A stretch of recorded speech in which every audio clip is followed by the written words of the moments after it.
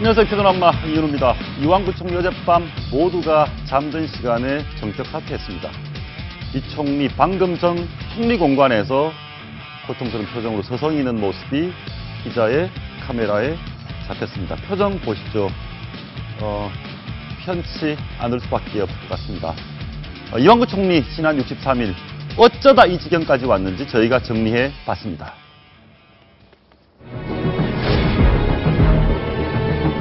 국민의 말씀에 경청하고 국민을 존중하고 국민의 뜻을 헤아려가는 사는 그런 시대다. 그렇지 않으면 이제 이 어려운 난국을 헤쳐나갈 수가 없다. 야, 우선 좀 패너부터 막아 임마. 빨리 시간 쏴 그랬더니 임마. 아 지금 너무 직진 넣었다고 그래가지고 빼고 막 이러고. 내가 보니까 빼거든. 저를 쳐다보는 그 애처로운 눈초리에 제가 아주 가슴이 뭉클뭉클해서 역시 정말 참 인품이 훌륭한 분이구나 하는 그런 생각.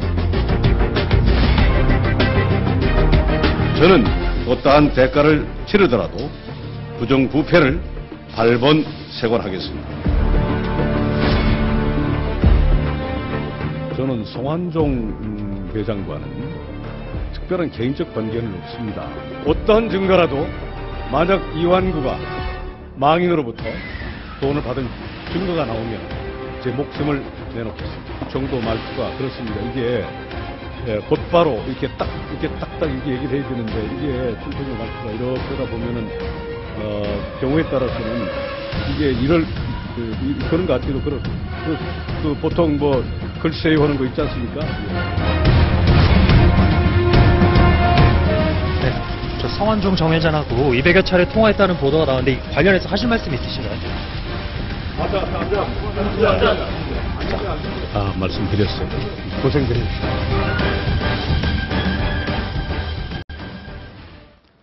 이 총리 63일, 지난 63일 너무 안타깝습니다. 지난 63일 상황을 봤고요.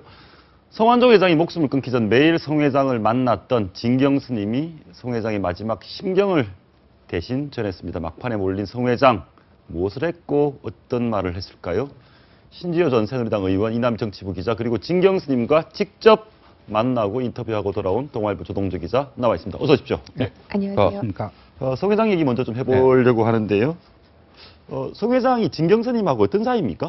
예, 그 성 회장과 진경 스님 이제 충남 서산 같은 동양 출신이고요. 아, 예, 이제 그렇게 인연을 맺어서 이제 성 회장의 아버지처럼 따르는 이제 멘토 같은 존재였습니다. 아버지. 예, 성 회장이 이제 그 경남교회 압수수색 당한 이제 지난달 18일에 이제 심리적 압박이 점점 커지다 보니까 이제 의지할 곳을 찾아서 이제 진경 스님에게 전화를 해서 서울로 와달라 이렇게 부탁을 해서 진경 스님이 서울로 와서 이제 상담을 매일 만났다고 합니다. 예, 매일 만났다. 네.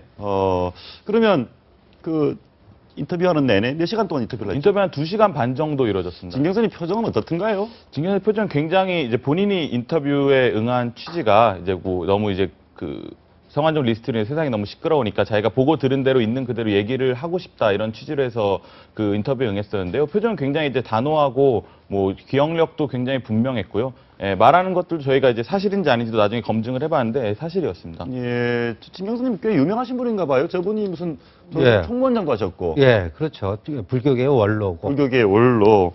예, 저희가 내용을 좀 진경 스님과 성완종 회장의 마지막 일주일 동안의 만남에 나왔던 내용들을 좀 정리해 봤더니 좀 납득이 안 되는, 이해하기 어려운 얘기들이 많이 있습니다. 복채줄 돈이 없다고 했고요. 진경 스님 얘기입니다. 네네. 성완종 회장이 돈이 없어서 없다고 해서 짜장면을 내가 사줬다. 네. 이런 얘기를 했는데 네. 참 복채줄 돈이 없다. 이게 점을 보러 가는 모양입니다. 네. 어떤 얘기 했는지 한번 들어보시겠습니다. 그 저희가 복채를 줄 돈이 없어요 이러더라고. 성완종이 점집을 갔다. 점집 역학 잘한다 보니까 이게 이번에 구속이 되겠느냐 불구속이 되겠느냐. 그래서 복채를 내가 내겠다. 내가 이제 그건 성 회장이 답답한 것 때문에 그렇게 하는 거지. 그 가서 보니까 뭐라고 하는데?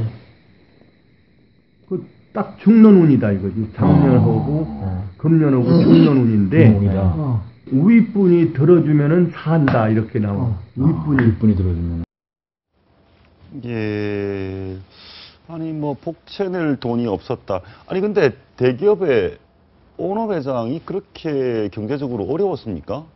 그러니까 막판에 궁지에 몰리면서 예. 어떤 최소한의 자금 유통도 안 됐다는 얘기인데요. 예. 복채 뭐 얘기 들어보니까 뭐 7만 원, 예, 복채는 예, 원래 거기 7만 정식 가격이 7만 원인데 그 7만 원이 없었고 뭐 짜장면도 저 스님이 사주신 거 보니까 마지막에 최소한의 예. 아니 그 얘기 좀 해주시죠. 예.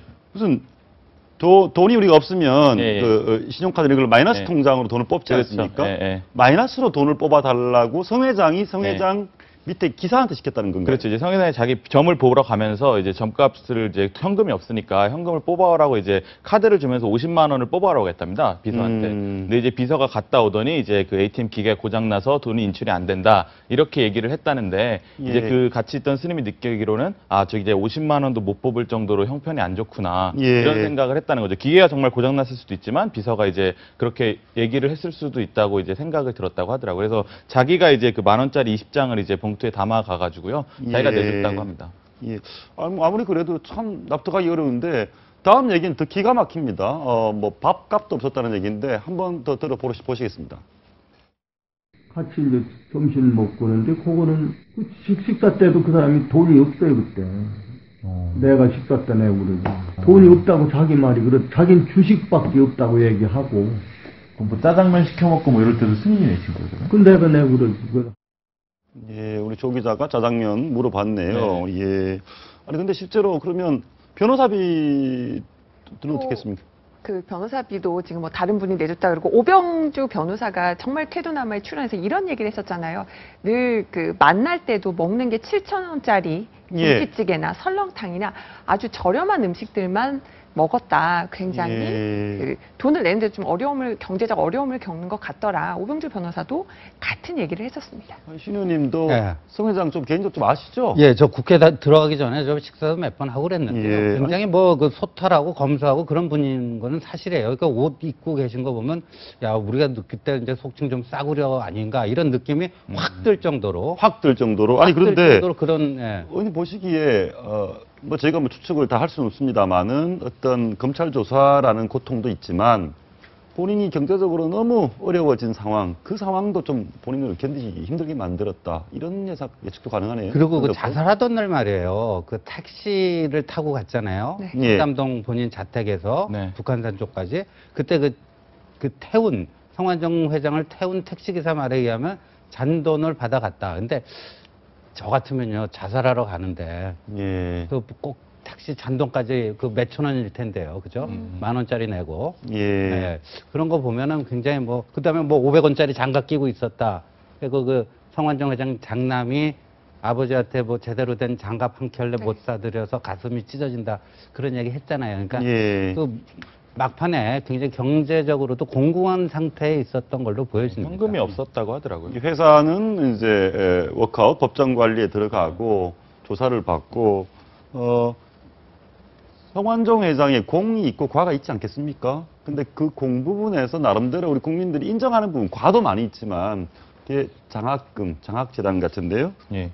그 얘기를 하면서 울었다는 얘기죠. 아, 예, 그렇죠. 이제 그 이번에 검찰 수사가 시작되면서 이제 예. 장학재단에 있는 수많은 학생들이 자기를 이제 우상처럼 생각하고 되게 높게 생각을 했었는데 이번 비리가 터지면서 자기가 이제 그 부정부패한 이제 정치인으로 낙인이 찍히고 이제 본인 표현에 의하면 이제 뭐 굉장히 파렴치한으로 비춰지는 게 너무 슬프다. 이제 그러면서 이제 이 얘기를 하면서는 평소에는 되게 침착하게 얘기하다가 이 얘기를 할 때는 펑펑 울었다고 하더라고요. 예, 한번 그때 말씀 한번 들어봤으면 좋겠는데 들어보시죠. 고생한 사람이 아니면 그 밑바닥 일을 못하는 거예요. 이 사람 평생 양복을 5만 원 이상짜리를 안 입어요. 예, 그리고 이 구두도 일반 좋은 구두 안 신어요. 그냥 이렇게 짜구려 이렇게 길 가다가 사신고 오는 사람이지. 첫 번째 돈 벌어서 32억 가지고 그 재단을 만들었다고 그러더라고요. 그런데 이게 지금 이렇게 국가 권력이 나를 아주 천하의 못쓸 놈으로 돈 국고금 잘라먹는 놈으로 이렇게 매도를 해버리니까 이럴 수가 있느냐고서 막 엉엉 우는 거예요. 예, 성완종 회장이 뭐 검찰 조사를 계속 받았다면 무슨 뭐 죄가 나왔을 수도 있죠. 그렇지만 저 부분은 인간적으로 참 안타까운데 제가 준비를 해봤습니다. 사실은 지난 주말에 나온 성완종 회장 유품인데요. 이런 저금통 검찰 압수수색하면서 바로 경남기업 본사에서 나왔던 물건들인데요. 바로 저금통, 그냥 100원짜리가 뭐 네, 있더라고요. 예, 동전들이 들어있는 저금통, 어떤 좀 알뜰한 그 모습을 예. 보여주는 차리고요. 또 지금 하나는 스킨로션 세트인데 아주 저가 브랜드. 저도 확인했는데 14,000원이더라고요. 14,000원이면 싼 거죠? 그렇죠. 조동주 기자 얼마짜리 씁니까? 뭐. 저는 스킨 안 씁니다. 안 씁니까? 근데 이게 14,000원이면 국산인데요. 국산 중에서도 굉장히 싼 거. 그리고 이 안경을 남기고 국회의원 명함. 네. 우리 저 의원님께서는 뭐 친분이 좀 있으시니까 아니 남들한테는 수백만 원, 수천만 원, 수억을 그렇게 퍼주면서 본인은 뭐 습관인지 모르겠지만 100원짜리 동전 모으고 이 만 원짜리, 14,000원짜리 스킨을 쓰고 그리고 마지막에 궁지에 몰려서는 뭐 복채나 밥값도 없었다.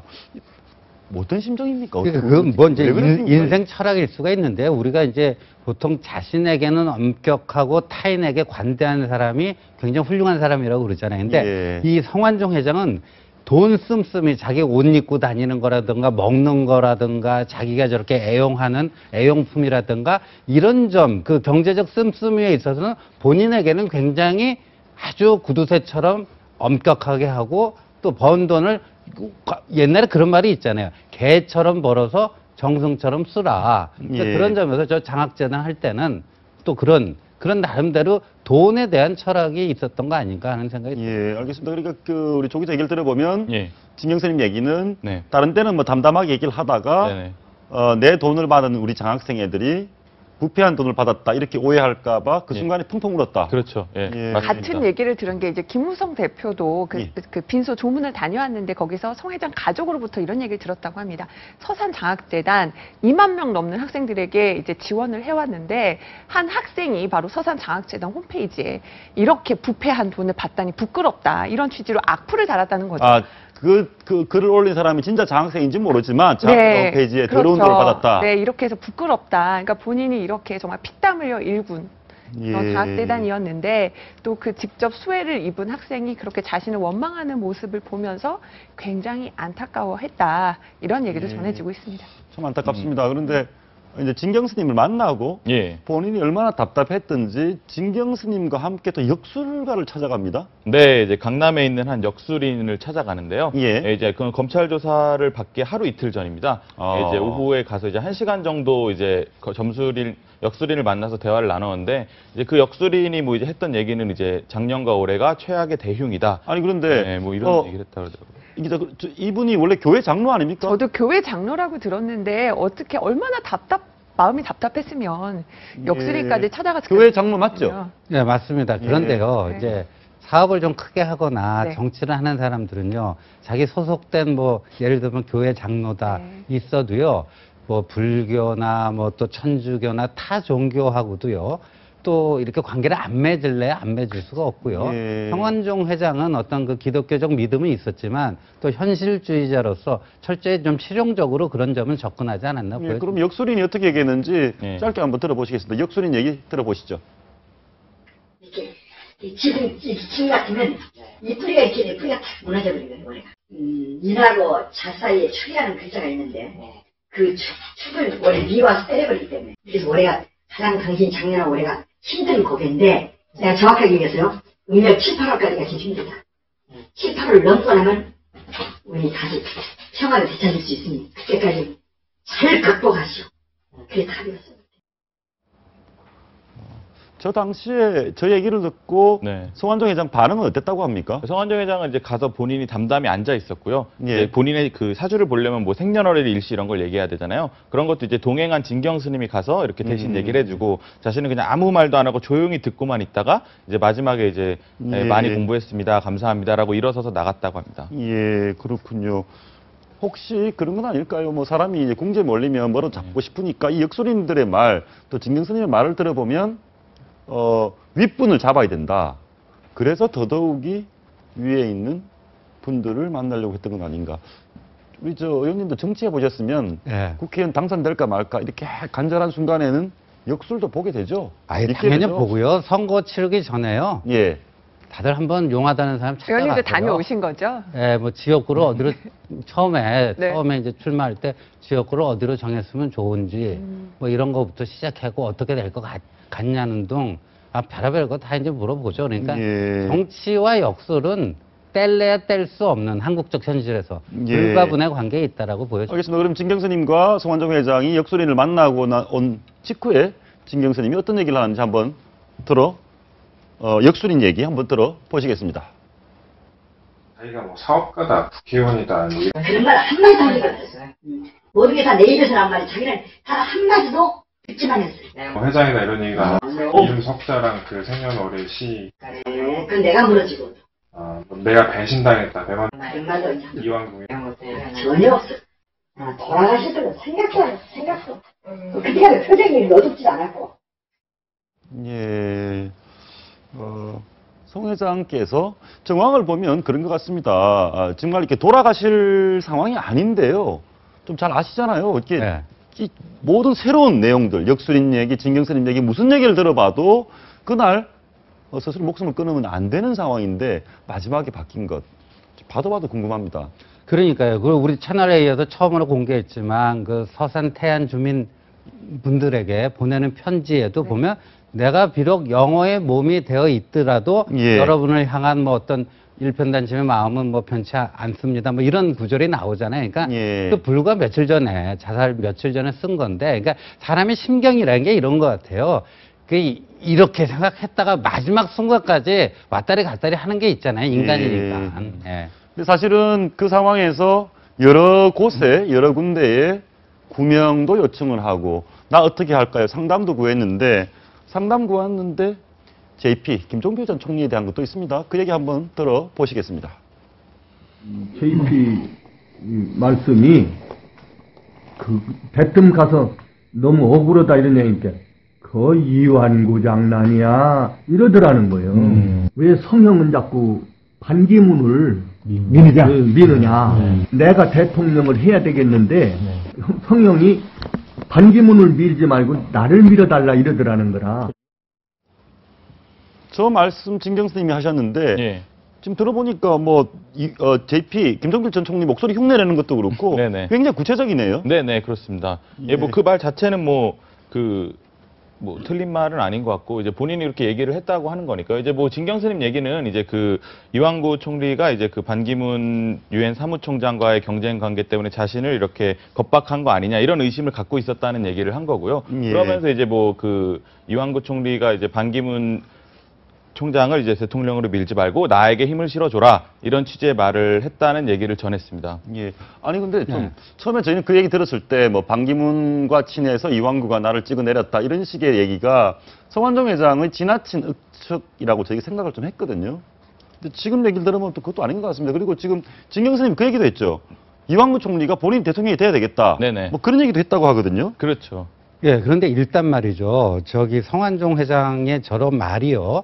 진경수님이 성환종 회장이 하지도 않은 말을 저 정도 연륜이 되신 분이 그렇게 얘기할 리가 없어요. 네. 그러니까 성환종 회장한테 들은 얘기를 얼마만큼 100% 정확하게 우리 조 기자님께 전달했는지는 모르겠지만 예. 그 들은 대로 본인의 기억대로 진술을 하셨다고 저는 보여지고요. 예. 그런데 이제 성환종 회장이 JP 얘기나 이완구 총리가 이제 반기문 돕지 말고 나를 밀어달라 이런 얘기에 있어서는 약간의 과장은 있을 수 있겠다. 왜냐하면 말하는 화자인 성환종 회장 자체가 아무래도 얘기를 하다 보면 자기중심적이 되다 보니까 좀 약간의 우리가 보통 뻥을 친다 할 때 전 두 가지 의미가 있다고 봐요. 예. 하나도 실체가 없는 거. 터무니없는 거, 없는 얘기를 있는 것처럼 얘기하는 것도 뻥을 치는 거지만 요만큼 있는 얘기를 좀 크게 얘기하는 것도 우리가 보통 과장한다 해서 뻥을 친다라고 그러잖아요. 그러니까 과장은 있을지언정 없는 거를 있다라고 얘기한 것 같지는 않다 이런 느낌이 듭니다. 이 얘기가 나오게 된 이유가요. 이제 예. 이완구 총리가 나를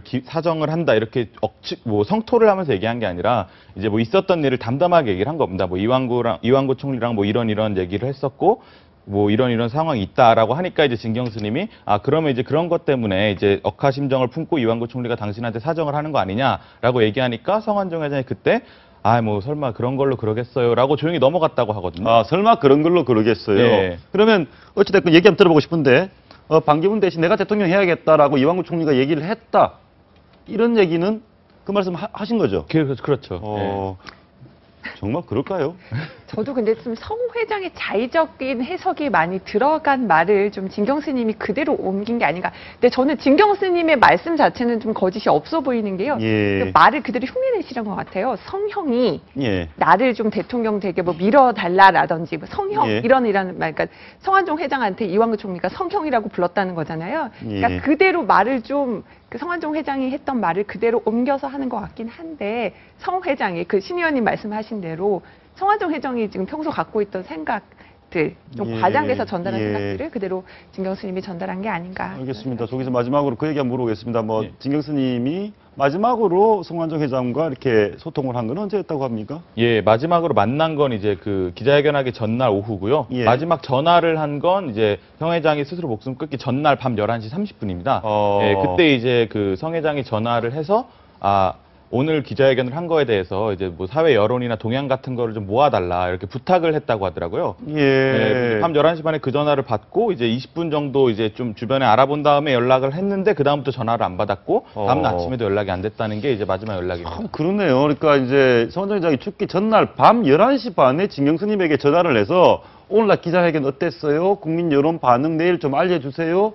그 반응을 진경 스님은 당연히 알려주려고 준비를 하고 있었을 텐데 이미 그때 이제 목숨을 끊었죠. 그러니까 기자회견이 성완종 회장에게는 회심의 반전 카드였는데 그게 차라리 안 하느니만 못한 결과를 초래했고 내 주변 사람들조차도 거기에 대해서 이구동성으로 다 그렇게 얘기를 한다. 그러면 이제 절망적 상황이 되는 거 아니겠습니까? 뭐 진경 스님은 그래서 뭐 그래도 본인은 안타깝다는 게 결론이니까 지금 상황에 대해서는. 그러니까 본인은 이제 사실 11시 반까지만 해도 이렇게 자기를 변론하려고 애를 쓰던 사람이 다음날 아침에 집을 나가서 스스로 목숨을 끊었다고 하니까 자기가 솔직히 못 믿었다고 하더라고요. 처음에 이제 그 유서를 남기고 사라졌을 때만 하더라도 이게 정말 스스로 목숨을 끊으러 가는지 확신을 못 했다고 합니다. 왜냐면 전날 밤까지 11시 반까지 이제 그런 그런 자기 변론을 하려고 했던 거니까요. 이제 성완종 회장이 그 전날 10시 반까지도 이제 그 호텔에서 측근들을 만나서 변론 준비를 하고 이후의 행적을 모르는 상황이었는데 이후에 또 1시간 뒤에도 이제 여론을 종합해달라는 전화를 한 거잖아요. 그러니까 이분은 이제 그 9일 이제 자정이 오는 시기까지 계속 이제 본인의 변론을 하려고 노력을 해왔던 겁니다. 근데 이제 돌연 이제 갑자기 그 목숨을 끊은 거에 대해서 이제 그 진경 스님이 개인적인 견해를 전제로 이제 뭐 끝까지 기다리던 연락이 있었는데 그 마지막 기대가 무너지니까 스스로 몸을 던진 것 같다 이렇게 얘기를 표하더라고요. 그러니까 죽는 당일날 낮 시간까지도 어디선가 권력을 전화를 기다렸다 그렇게 추측되는. 그렇죠. 그렇게. 알겠습니다. 여기까지 듣고요. 잠시 후 이완구 총리 사퇴 후폭풍 얘기 계속 이어가도록 하겠습니다. 말씀 고맙습니다. 고맙습니다.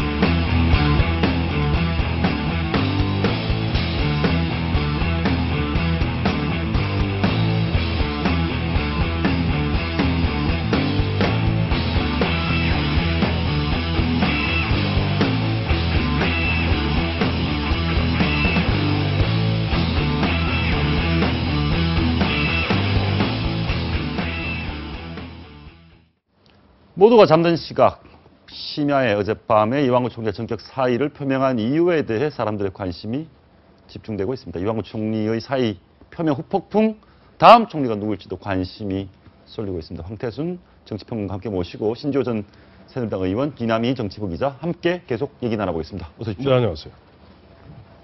저희들이 가장 궁금한 게 어제 밤 상황을 좀 알아봤으면 좋겠어요. 아니 낮에 얘기를 했는데 그 심야에 왜 그래? 어젯밤 12시 넘어서 기자들이 한마디로 난리가 났었습니다. 갑자기 이완구 총리가 사퇴한다 이렇게 소식이 알려지면서 당시에 이제 그 청와대에서는 그 인정하는 것이 한 30분 후에 사의 표명을 했고. 그럼 청와대도 모르게 사의 표명했다는 건가요? 아니요, 사의 표명을 했는데 이제 확인해서 청와대가 공식적으로 한 30분 지나서였는데요. 지금 저 모습은 오늘이죠. 사의 표명한 다음에 맞습니다. 지금. 삼청동에 있는 총리공관에서 나오지 않고 우리 기자들이 그 삼청동 총리공관 앞에서 진을 치고 있었는데 이완구 총리는 밖에 나오지 않고요. 안에서 저렇게 고심하는 표정으로 지금 두문불출하는 많이 될 텐데 어제 밤에 심야에 그렇게 결정한 이유는 뭡니까? 일단은 그 아주 급박하게 어제 그 의견 전달이 이루어졌었습니다. 일단 새누리당은 최고위원 회의에서 이제 비공개로 아무래도 이완구 총리가 그 물러나는 것이 좋겠다라는 의견을 비공개 최고위 때 결론을 가지고 김무성 대표가 서청원 최고위원까지 동의를 받아서 결국은 청와대에 그 의견을 전달하기로 합니다. 예. 그리고 이 뜻은 지금 저희가 취재한 바로는 김재원 정무특보, 이완구 총리와도 가깝고 또 청와대와 가까운 김재원 정무특보가 청와대에 들어가서 이런 당 입장을 전달을 하고 예. 또 이완구 총리도 찾아가서 이런 뜻을 전달을 한 것으로 알려졌습니다. 그래서 김재원 의원이 중간에서 어떤 예. 메신저 역할을 한 것이었고요. 이완구 총리가 원래 당초 그 오후에 더 일정이 있었는데 그걸 취소하고 어제 오후 5시에 좀 일찍 퇴근을 했습니다. 결국 밤에 이런 여러 가지 교감들이 이루어진 것으로 보입니다. 낮까지만 해도 이 총리가 사퇴할 뜻은 없었던 것으로 알려졌는데 이런 당 얘기를 전해지면서 본인도 고심했던 것으로 알려지고요. 이병기 실장이 또 대통령, 순방 중인 대통령에게 연락을 하고 대통령도 거기에 대해서 좀 공감을 표한 것으로 알려지면서 결국은 이 총리도 물러나려고 했던 것 같은데요. 그 중요한 것이 아마 국무회의, 오늘 화요일 국무회의를 예. 이완구 총리가 주재하기로 돼 있었는데 아마도 총리가 국무회의쯤에서 그 사퇴 사의 표명을 하는 게 어떻겠느냐 이런 건의가 있었던 것으로 제가 들었습니다. 좀 더 확인은 필요합니다만 예. 그런데 그냥 국무회의를 물러날 거면서 국무회의 주재하는 것보다는 그냥 물러나는 것이 좋겠다. 아무튼 뭐 저 입장에서는 네. 막상 물러나시고 나니까 좀 안타깝긴 한데요. 여당 또는 대통령 반응 한번 들어보시겠습니다. 박근혜 대통령께서는 이완구 총리의 사의 표명과 관련한 보고를 받으시고 매우 안타깝고 총리의 고뇌를 느낀다며 다음과 같이 말씀하셨습니다. 이번 일로 국정이 흔들리지 않고 국론 분열과 경제 살리기에 발목을 잡지 않도록 내각과 비서실은 철저히 업무에 임해주기 바란다. 우리나라 총리인데 이게 다 역사의 기록으로 남을 일들인데 좀 모양 좋게 본인의 결단으로 그만두는 모습이 되기를 바랬는데 그 2, 3일 그걸 참지 못하고 너무 과하게 정쟁으로 몰고 간 거에 대해서 정말 안타깝게 생각을 하고 이완구 총리의 그런 고뇌 찬 결단에 대해서 높이 평가하면서 또 참 안타까운 마음 금치 못합니다. 이완구 총리의 고뇌 찬 결단, 고뇌 찬 모습 저희가 한번 물어보겠습니다. 네. 혹시 이완구 총리가 의원직은 지킬 수 있습니까? 의원직은 예를 들어서 저 가정입니다만은 예. 3천만 원을 갖다 받았다는 것이 그 혐의가 검찰에서 뭐 혐의를 갖고 기소를 한다던가 그렇게 되었을 경우는 모르겠어요. 모르겠을 때 일단 의원직은 유지하지 않겠습니까? 그런데 검찰에서 3천만 원을 받았다는 것을 갖다 확인한 다음에 기소를 하고 거기에서 형이 확정이 되면은 모르죠. 그 뭐 내년에 뭐 출마 못할 가능성도 있습니다만은 아직 좀 애매해요. 그 아니 그런데 제가 의원님 한번 물어보겠습니다. 그러니까 총리 이완구 때랑 이제 자연인 이완구가 검찰 조사를 받으면 이완구 총리의 뭐 계좌든지 뭐든지 다 이렇게 뭐 볼 거 아닙니까? 그러면 각종 후원금 내역부터 해서 쫙 다 보면 뭐 사람이 뭐 털어서 먼지 나오는 사람이 있겠습니까? 그런데 더군다나 이게 3천만 원 수수 의혹까지 받고 있는데 이렇게 되면 의원직 유지도 어려워지는 거 아닌가요? 그런데 이렇죠. 국무총리 이완구가 있고 국회의원 이완구 두 개가 있었습니다. 그 중에 오늘 사퇴한 거는 국무총리를 사퇴한 거죠. 그러니까 국회의원직은요, 제가 봐서는 지키려고 하실 것 같아요. 90% 이상. 당연한 거죠. 왜냐하면 어차피 검찰 수사를 받아야 되고, 검찰이 기소 여부를 결정하겠지만, 기소를 하게 되면 이제 재판을 받아야 되지 않습니까? 예. 그런데 아무래도 아무것도 아닌 무관인 상태에서 재판받는 것과 국회의원 신분으로서 검찰 수사와 재판을 받는 건 좀 다를 수밖에 없고 또 본인으로서도 이 재판을 통해서 무죄가 확정이 되면은 내년 총선에 부여 창행해서 정치적 명예회복을 할 수 있는 어떻게 보면 그게 뭐 진짜 제대로 부활이 될지 어떨지는 모르겠지만 하여간 그 내년 총선을 통해서 명예회복을 할 수 있는 기회가 있기 때문에 아마 이런 코스로 가시지 근데 않을까. 야당도 의원직을 물러나라고 얘기 못 할 겁니다. 그 얘기를 하려면은 지금 한명숙 전 총리 그렇죠. 몇 억 정도 받은 그 혐의로 지금 1심, 2심 거쳐서 지금 대법원 확정 판결을 남겨놓고 있는 상태 아닙니까? 2심까지는 돼 있는데 유죄 판결 예, 그렇죠. 그런데 예. 문제는 대법원 확정 판결을 앞두고 지금 재판부 구성을 못 하고 있잖아요. 예. 박상욱 재판관 때문에. 그것 때문에 지금 여권에서는 이게 혹시 야권에서 저 그런 꼼수를 부리는 게 아니냐 그런 식으로 좀 문제를 일단 하고도 있지 않습니까? 예. 또 만약에 이완구 총리가 총리 좀 물러나 전 총리가 됐으면 이완구 의원도 물러나라 얘기하고 하려면은 한명숙 의원도 물러나야 되는 똑같은 그런 딜레마에 빠져요, 야당이. 그러니까 야당도 의원직은요, 지역 구민이 선출직입니다. 선출직이니까 우리나라 무죄 추정의 원칙이라는 게 있지 않습니까? 그런 상태에서 의원직까지 물러나라고 압박을 가하기는 야당도 실제 무리다. 이렇게 봐야 돼요. 알겠습니다. 벌써부터 얘기가 나온 그것 먼저 물어보겠습니다. 기자들은 어떻습니까? 정치부 기자들은 이완구 총리가 정치적 제의가 가능하다고 보고 있습니까?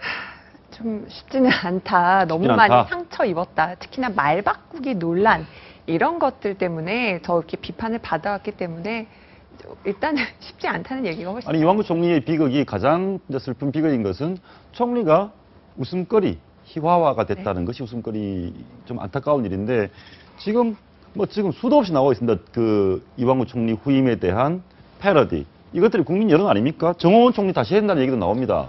아니 지금 조금 전에 보니까 포털 사이트 검색어 순위가 갑자기 올라가는 분이 또 정홍원이라는 이름이 정홍원, 뜨기 시작했어요. 아니 요즘 패러디 분 보니까 네. 정홍원 전 총리가 저 나 바로 1억만 줘. 1억만 줘봐. 이러다 또 총리하게 생겼다. 1억만 달라. 메비우스의 총리가 끝나지 않는다. 불사조의 총리 뭐 여러 가지 예. 별명들이 지금. 저는 아까 말씀하신 대로 이 대통령도 마찬가지고 국가도 마찬가지고 태극기도 마찬가지고 국무총리도 마찬가지고 가장 우리가 보면 어떻게 보면 좀 보호해줘야 될 그런 직에 있는 그런 직 자체가 조롱이 돼야 대상이 되는 건 참 그러니까요. 비극이죠. 조롱이 대상이 되는 건 비극인데 아닌데 실제로 뭐 이러면서 정홍원 전 총리에 대해서 재평가도 있는 것 같아요. 뭐 진짜 잘 하셨다 이런 얘기도 있는 것 같습니다. 제가 오늘 택시 타고 가는데 택시 기사분이 그러시더라고요.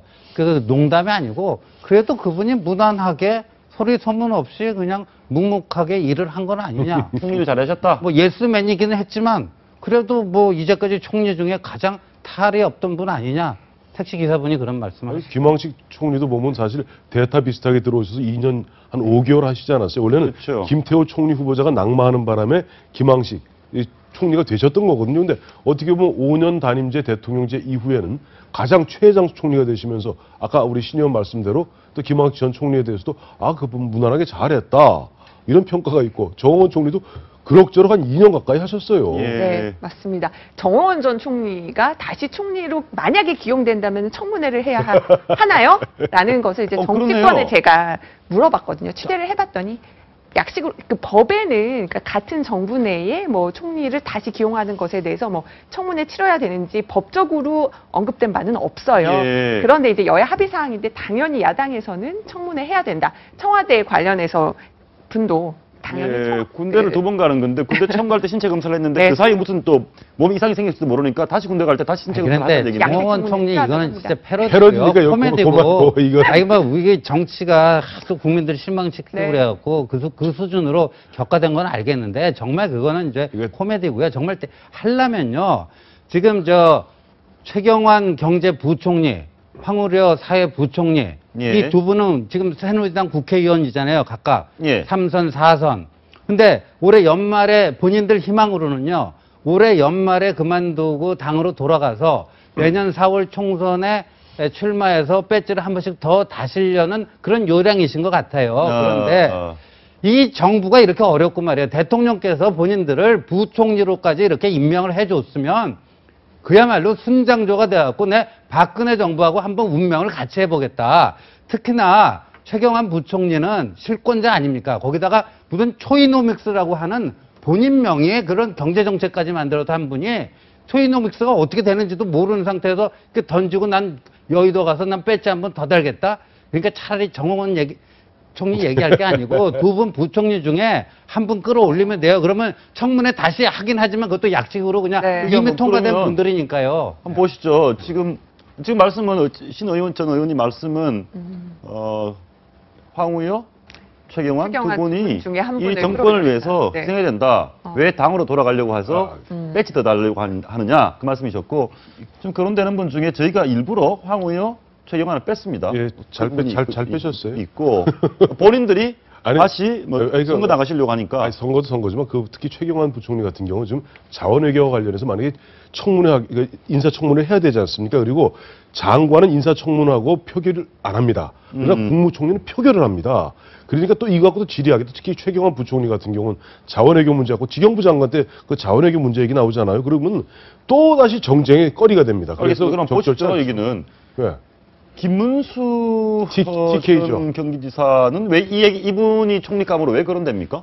아니 그 강직하고 보면 박근혜 대표 시절인 2004년에 천막당사 시절에 그 당시에 이른바 혁명적으로 개혁 공천했던 분이 바로 김문수 당시 공심위원장입니다. 김무성 대표가 그러니까 김무성이 추천도 했다.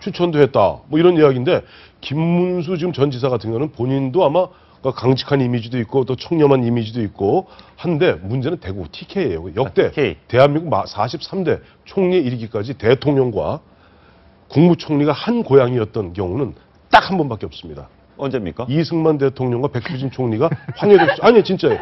그 이후에는 최소한 박정희 대통령이 TK이기 때문에 신현악 총리는 그 이후에 최규하 대통령 권한대대 총리가 되시는 거지 부총리였어요. 단 한 번도 박정희 대통령은 TK를 총리로 쓴 적이 없습니다. 알겠습니다. 그 다음 보시죠.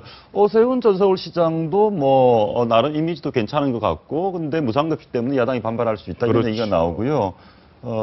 이한구 의원은 이름이 비슷하죠. 이한구 예, 이한구 의원은 TK입니다. 예, 대구 그런데 수성에서 이제 3선을 지내고 이제 차기 총선 불출마를 선언했기 때문에 예. 좀 어떤 차기 선거 염두에 두지 않고 기용할 수 있지 않겠느냐 이런 관측이 나오는데요. 황 의원께서 말씀하신 것처럼 또 TK입니다. 지역이 예. 겹치기 때문에 알겠습니다. 그 그러세요. 김영란 대법관은 시켜줘도 안 할 거다라는 얘기가 대세네요. 본인이 고사하고 있다. 네, 본인이 어떤 정치적인 그런 그 일 맞는 것에 대해서는 예. 굉장히 좀 거부를 많이 하셔서 김영란 전 위원장이 그 수락할지는 미지수고요. 네.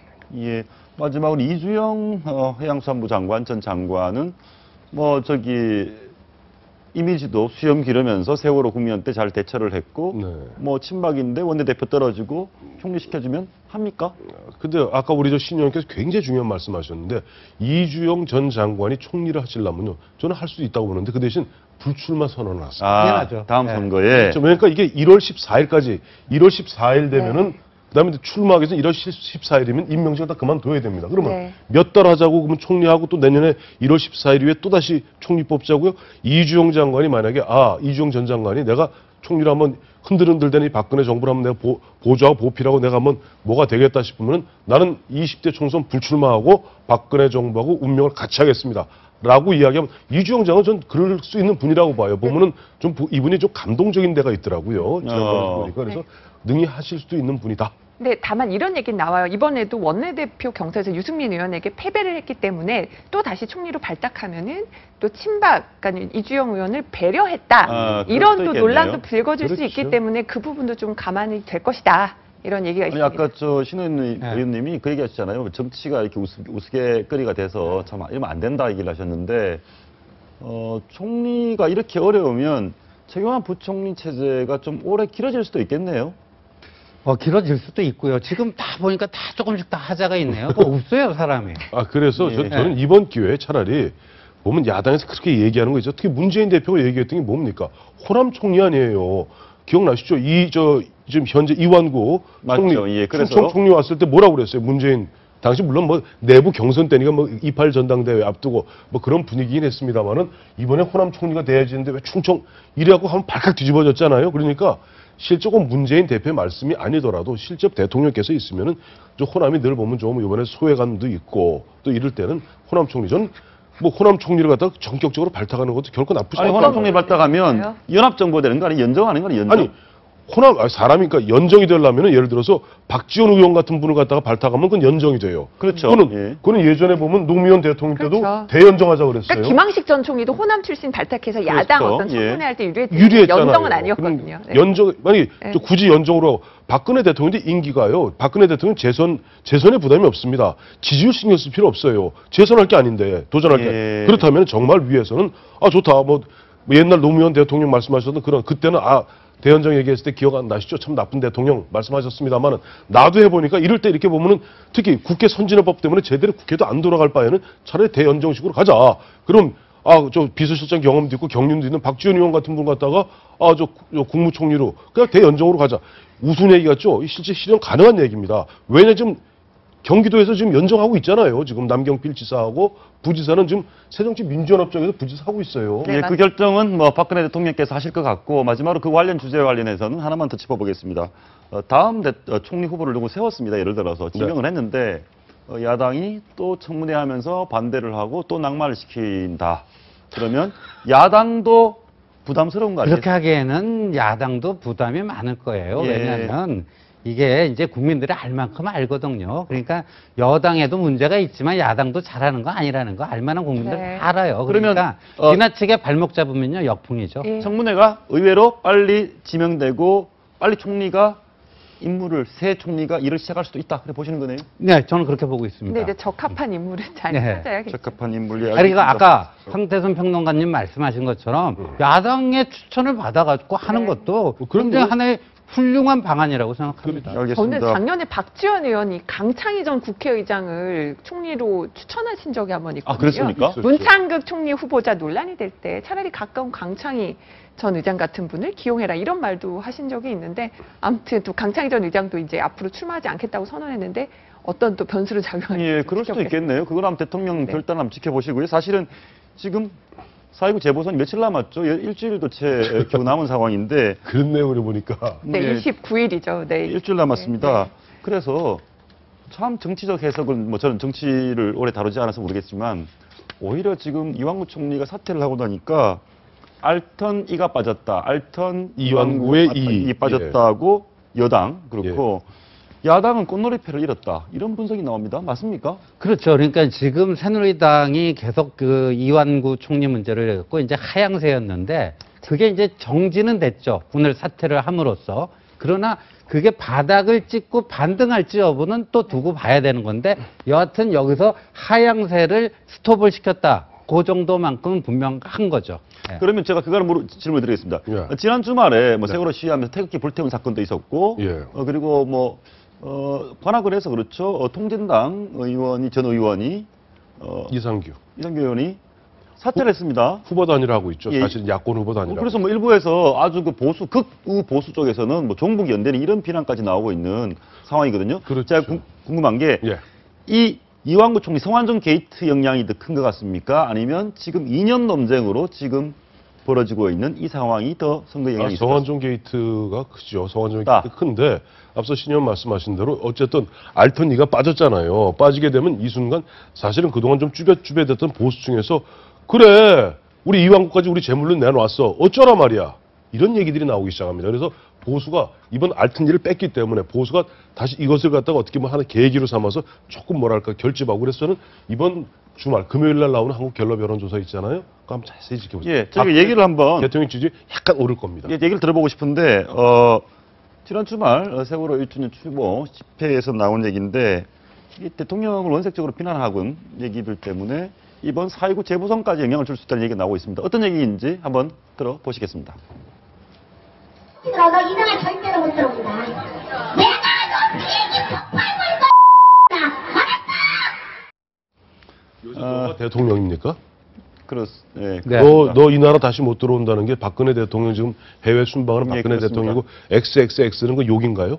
예, 그렇죠. 근데 이제 뭐 저분이 유가족인지 아닌지 뭐 잘 모르겠지만 유가족 분이면 뭐 너무 이렇게 가슴이 아파서 저럴 수도 있을 수도 있겠죠. 그런데 아무튼 이 얘기가 나오면서 태극기도 불태운 사건도 있었고 뭐 보수가 집결한다 이런 얘기도 있습니다. 나오고 있죠. 예, 저는 저 쇼크 먹었어요. 월요일 날 아침에 신문 보고 태극기를 갖다 불태운다는 것은 예전에 저희 어렸을 때 보면은 그 김일성 무슨 이게 공비 파견 나가면 김일성 그 동상 이렇게 막 인형 만들어서 불태운 적은 있어도 어떻게 대한민국 국민이 대한민국 태극기를 갖다가 저건 실정법 위반 그걸 뛰어넘어서 기본적으로 대한민국 국민이 과연 태극기를 불태울 수 있을까요? 그런데 저 청년이 결국 한 언론에서 인터뷰를 했어요. 그래서 너 왜 태웠느냐 당신이 했더니 본인 설명이 저 말이 이해가 되십니까?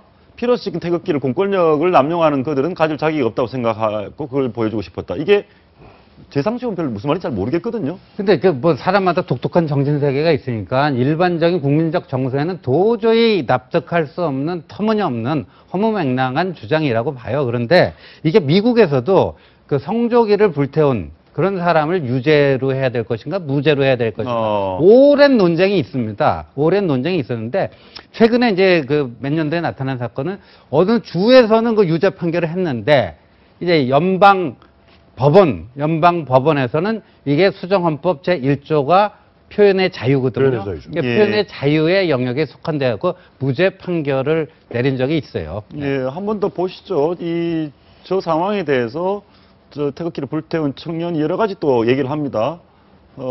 우연히 태극기를 주웠다. 라이터로 불을 붙이지 잘 붙지 않았는데 한 기자, 옆에서 사진을 촬영하고 있던 기자가 라이터를 누르고 있어야 기자가 붙는다고. 저런 말을 했다는 것 자체도 저도 믿기지가 저는 않네요. 궁금한 게 저 시위 현장에 저도 마침 그날 뭐 방송 때문에 그 시위 현장 그 언저리에 있었습니다만은 저기에서 보면 이른바 흔한 얘기로 조금 뭐 약간 진보적 내지 좌파적 그런 분위기에서 태극기가 이제 보수 쪽 가면 태극기 막 흔들잖아요.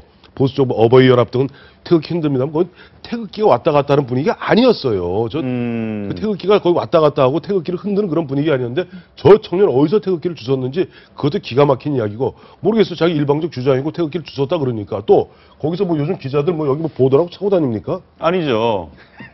그 기자인지 어떻게 알았죠? 근데 뭐 본인 주장으로는 뭐 카메라를 들고 찍고 있는데 굉장히 전문적으로 보였다. 그래서 자기는 기자라고 생각했다. 이런 주장입니다. 일단 저 친구의 20대 청년의 저 일방적 주장이라고 일단 이해하시면 될 것 같고요. 문제는 그러나 그럼에도 불구하고 미국에서는 아까 말씀하신 대로 성조기를 태우면은 어떤 경우에는 그것이 뭐 표현의 자유가 우선이다.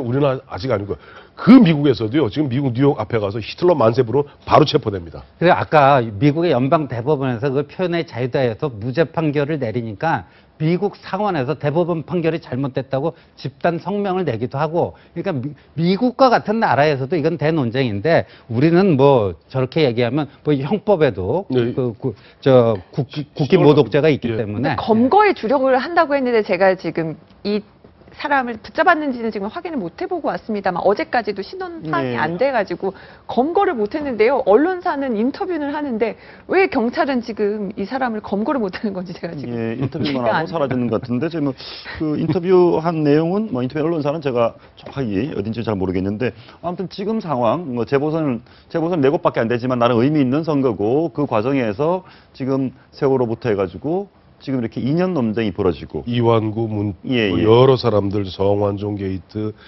여러 가지 복잡하게 얽히고 지역도 광주로 여기 관악으로 거기다 정동영 후보 나왔죠. 천정배 후보 나왔죠. 다음에 보면 그렇다고 지금 인천 서강화 을도 새누리당 입장에서 결코 안심할 수 요즘 정확히 얘기하면 여론은 엎치락 뒤치락해서 좀 굉장히 긴장하고 있다고 그래요. 새누리당도. 거기 마침 보니까 뭐 인재근 새정치민주연합의 인재근 의원 같은 경우는 돌아가신 김근태 의원이 강화뿐 아니세요? 집중적으로 좀 나서고 있고 또 보면 그 문재인 대표의 사모님인 김정숙 여사가 또 강화뿐이란 말이에요. 그러니까 거기서 또 집중적으로 또 투여하고 있으니까 지금 완전히 안상수 후보 긴장이 나. 결정적인 변수가 하나 더 있는 것 같습니다. 이상규 전 통진당 의원이 사퇴를 했습니다. 관악에서요. 본인이 사퇴를 왜 합니까? 그러니까 야권 단일화를 위해서 간 거죠. 그러니까 지금 이렇게 보면 됩니다. 선거 결과를 좌지우지하는 그 요인을 보면요. 중앙 정치에 바람이 어떻게 부는가. 그다음에 이제 선거 구도가 어떻게 되는가. 이걸 봐야 되는데 바람은 이제 성완종 회장의 자살건으로 인해 갖고요. 새누리당에게는 절대적으로 불리하고 야권에게 절대적으로 유리한 그런 바람이 됐어요. 물론 저렇게 태극기 태우고 대통령에게 쌍욕하면 물론 보수층이 결집하는 그런 요인은 되겠는데 근데 구도에서 지금 야권 분열이 돼 있잖아요. 그래서 이게 새누리당도 잘하면 어떻게 해볼 수 있겠다 하는 그러니까 바람 요인이 더 강한지 구도 요인이 더 강한지 이런 판인데 구통진당의 이상규 전 의원이 사퇴를 하면서 이제 구도를 좀 더 단순화시키는 한편으로도 아쉽다는 얘기죠. 과거에 지금 문재인 대표부터 해서 지금의 새정치가 굉장히 비판을 많이 받았지 않습니까? 당신들이 야권 연대하는 바람에 종북 세력이 국회로 들어왔다. 그리고 그 종북 세력이었던 통진당이 해산을 당한 거 아닙니까? 그리고 다시 또 돈을 들여서 재보궐 선거까지 치르게 됐다. 그런데 그 재보궐 선거에서 그 야권 연대를 또 한다. 그리고 종북 문제로 당 해산 명령을 받던 옛 통진당의 의원이 그게 사실 문재인 대표는 사실 가깝할 거예요. 문 대표는 예. 겉으로는 야권연대 안 하겠다 얘기했는데 사실상 야권연대 되잖아요. 그러니까 결과적 야권 연대죠. 이상규 전 의원이 사퇴함으로써 이상규 전 의원이 그래도 착실하게 지역구 관리를 잘했던 분이에요. 그래서 담은 한 1000표, 2000표, 3000표 됩니다. 그 표가 예를 들어서 이상규 전 의원이 사퇴하게 되면은 그 표가 설마 새누리당 가겠어요? 무조건 새정치민주연합이랑 그렇죠. 정동영 후보 쪽. 아니 이런 분위기라면 아마 정동영 후보보다는 아마 새정치민주연합 쪽으로 갈 가능성이 크다고요. 정태욱 후보 쪽으로. 그렇다면은 좀 문재인 대표는 자 우리 좀 거리 두겠다. 내년 총선을 봤을 때 지난번에 19대 총선 2012년 그때 괜히 야권연대에서 우리가 괜히 종북 숙주 논란에 휘말렸는데 종북 숙주 그랬죠. 예. 숙주론이죠. 휘말렸는데 이번에 거리 두겠다 했는데 결과적으로 저를 슬금슬금 하다 보면은 모르겠어요. 조금 단일 재보궐선거 좀 유리할지 모르겠습니다만 또 다시 나중에 되면 너희들 다시 보면 또 종북 숙주 그 역할 한번 들어보죠. 그러면 저희가 한번 준비를 해봤습니다. 과연 또다시 종북 연대다 이런 비판을 받을 이유가 있는 것인지 한번 들어보시겠습니다.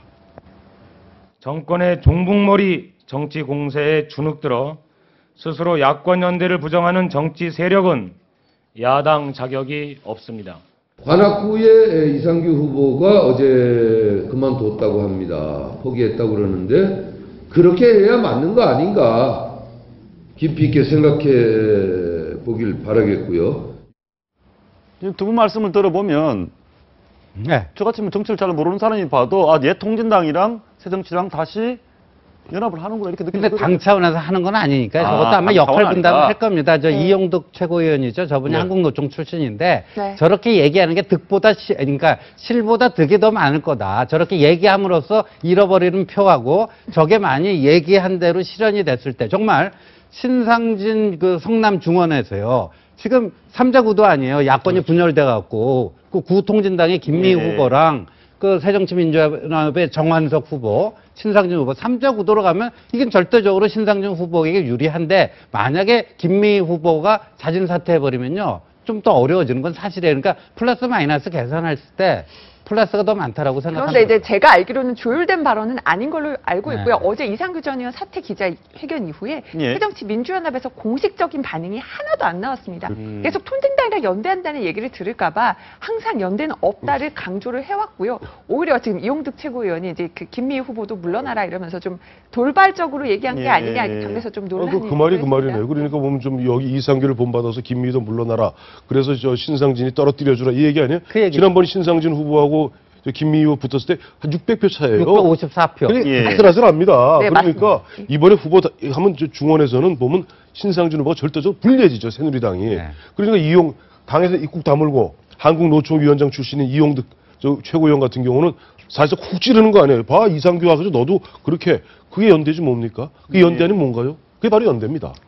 지금 얘기하는 걸 들어보면 오히려 옛 통진당 이상규 의원이 그런 얘기를 합니다. 우리하고 연합 안 하는 것은 연합하려고 의지가 없는 것은 너희 자격이 없다. 야당 자격이 없다. 오히려 압박하는 모양새거든요. 근데 저거는 해석하기에 따라서 누구죠? 정태호 새정치민주연합의 정태호 후보는 도저히 지지할 수 없으니 뭐 정동영 후보를 찍어달라는 그런 얘기로도 해석이 가능할 수도 특정 있죠. 후보 지지하느냐 어제 기자들이 그걸 물었는데 뭐 지지하는 후보에 대해서는 얘기하지 않겠다. 근데 밝히지 않았습니다. 오늘이 D-7이죠. D-718. 그 원래 여론조사가 오늘까지 하고 내일부터는 새로운 여론조사 공포를 못 합니다. 그렇습니다. 대개 이제 보면 깜깜이 선거 기간에 들어가는 게 내일부터거든요. 내일인가 내일 모레부터. 그러니까 이때쯤 보면 뭔가 마지막 보면 후보 사퇴하고 사실상 손 들어주고 보통 이때 일어나거든요. 그 전형적으로 예상했던 바대로 일이 벌어지고 있는 것뿐이에요. 예상했다. 옛 통진당이 야권 연대에 나설 거라고 예상하셨단 말씀인가요? 당연하죠. 보면 지금 야권의 김미희, 이상규 이 두 분이 나와서 몇 표 얻겠습니까? 흔한 얘기로 그래도